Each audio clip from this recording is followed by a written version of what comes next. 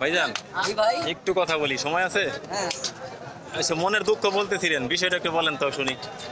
বিষয়টা কিছু না, বাজারে এবার ভালো হয়ে গেছে, লাস্টে একটা গরু নিয়ে ঠেকে গেছে। একটা গরু নিয়ে ঠেকে গেছে ইনশাআল্লাহ এইটা একটু ধরেন তো ভাই মুখের সামনে একটু। ভাইজান এটা কোন জায়গার গরু ছিল? এটা মানিকগঞ্জের। আপনার পালা নাকি কিনা? কিনা। ওজনে ধারণা দেওয়া যাবে? 4.5 মণ হবে তো নাকি একটু কম হবে? আচ্ছা, আপনার চাওয়া দাম কেমন ছিল? $1,80,000 1,80,000 চাইছেন, ক্রেতারা কেমন দাম বলছিল? তারপরে বিক্রি করেন নাই? আচ্ছা ধরেন 1,50,000 এটা বিক্রি করলে আপনার কেমন লাভ হতো, কেমন লস হতো? আমার বেশি একটা সুবিধা হইতো না, সামান্য কিছু লাভ হতো। এখন দেখা গেছে এখন তো অনেক লস হবে আজকে ঈদের দিন। জি, আজকের এই দিনে, কুরবানির এই দিনে কেমন দাম বলছে এটা ক্রেতারা? এটা ভাইয়া আমি গরুটা এটা আমার 1,35,000। আচ্ছা, কেমন দামে বিক্রি করলে মোটামুটি আপনার? এখন তো আমি লেজ্জ দাম নিয়ে যাবো, 5,000 বেশি পাবো এখন আর লাভের চিন্তা। আচ্ছা, ভাইয়াদেরকে কেমন বলে দিচ্ছেন? ভাই 1,35,000 বলতেছে, দামটা কি আসলে কেমন মনে হচ্ছে আপনার, একটু বলেন তো আমাদের। সাইজ হিসেবে আমার কাছে তেমন একটা সুবিধা মনে হচ্ছে। জি, এটা কয় মণ হবে? 4 মণ। উনি বলতে 4 থেকে 4.5 মণ বলতেছে। আমরা 4 মণ যদি ধরে নেই, সেক্ষেত্রে কেমন দাম হলে এটা ন্যায্য দাম হয় এবং উনি ওনার মানে বিক্রি করতে পারে?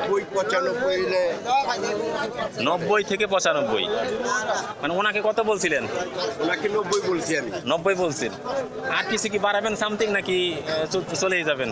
হাটে যেহেতু আরো অনেক গরু আছে, আসছি মাত্র ঘুরা দেখি, ওনার গরুটা প্রথমে দাম দিলাম।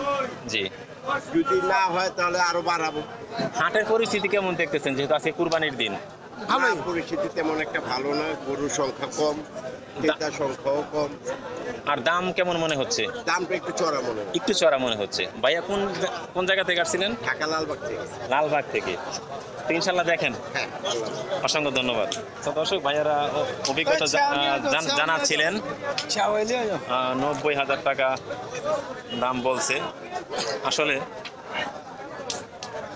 দর্শক আপনারাই বলেন, ওনারা যদি চলে গেছে, আমি কয়েকটি কথা বলি। এটা কি 90,000 টাকার গরু?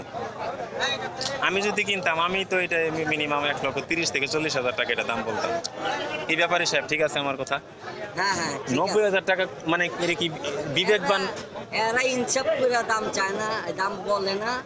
এরা গরু আসে দেখে, বিভিন্ন দাম বলতে থাকে, মনে ওনারা ঠেকায় বলতেছে, মনে করতেছে ঈদের দিন হয়তো কম দিয়ে লস দিয়ে বিক্রি করে চলে যাবে। না, এটা বাসায় নিয়ে মনে করেন জব করলো, মনে করেন 40-45 দিয়ে দোষ ইনশাআল্লাহ। খালি আমাদের মিস নাই।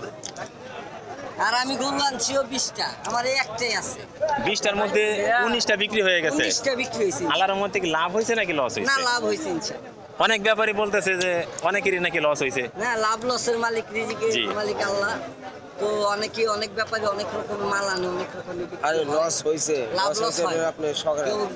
মানে এই কথাটা মানে আমরা সত্য বলে ধরে নিতে পারি, অনেকে লাভ হয় আবার অনেকে লস হয়।